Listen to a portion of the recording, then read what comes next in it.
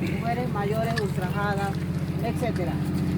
Pero es lo que me interesa, por lo cual yo estoy aquí. ¿Cómo se han expuesto a estas mujeres a esta masacre, como yo le he llamado, a esta masacre? ¿Cómo se le han expuesto?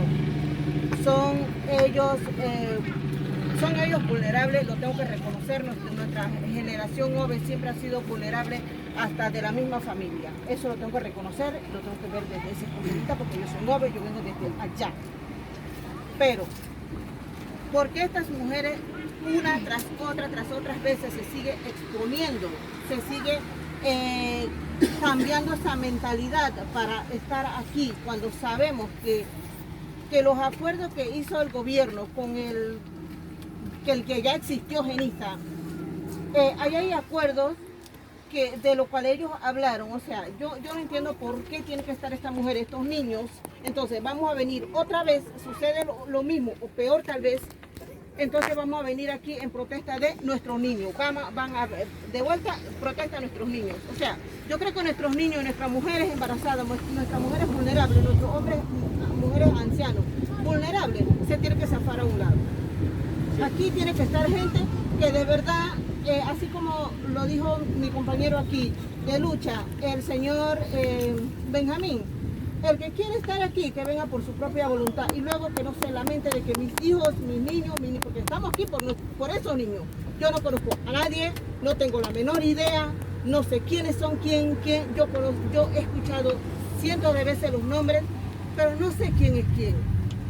Entonces, yo estoy aquí porque de verdad, ver esas portadas de que me hayan expuesto a mis hijos, no me gusta. Por eso yo estoy aquí. María Iris Cuevas Miranda, Atocorotú. Vengo desde la ciudad de Panamá. O sea, increíble para mí ver esas imágenes. Entonces, hay un autor detrás de todo esto. Sí, Mis palabras. así es. Vamos a defender los derechos de las mujeres y los niños que fueron ultrajados aquí hasta las últimas instancias, y para eso tenemos representante legal que está viendo este caso. Todos somos hermanos. Vamos a romper esa barrera de divisionismo, vamos a ponernos de acuerdo. Vamos a defender en primer lugar los derechos y después vamos a ver también en derecho, si la ley nos permite, hermano, de que nosotros podamos estar aquí, vamos a defender esto hasta la última consecuencia. Si la ley 10 y nuestras cartas orgánicas nos dicen a nosotros, esto es servidumbre público y eso es privado, entonces, ¿qué queremos? Queremos permanecer en el servidumbre público, lo podemos hacer porque esto es del Estado, ¿verdad?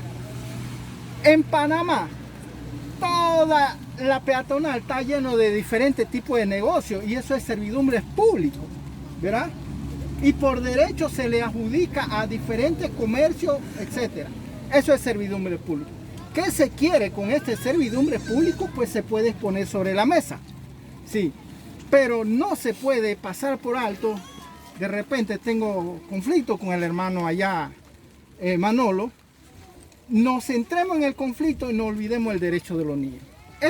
Esta situación de derecho hay que elevarlo a un nivel de demandas nacionales e internacionales, ¿verdad?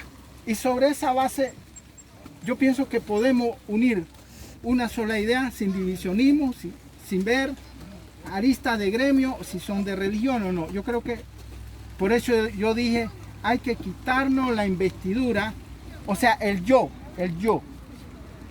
y proponer, mi estimado Manolo, idea que no dé una salida legal a esta situación, en donde todos debemos estar, como dijiste, ojo detrás de que esos derechos sean respetados, sean validados y que estos niños que fueron ultrajados sean indemnizados. Esas personas que perdieron la vista sean indemnizados por el Estado. Por vida. Pedir la destitución de la jueza de paz, del alcalde, del funcionario que actuó la comisión de vicios de delitos de lesa humanidad. Pedir la destitución de ellos.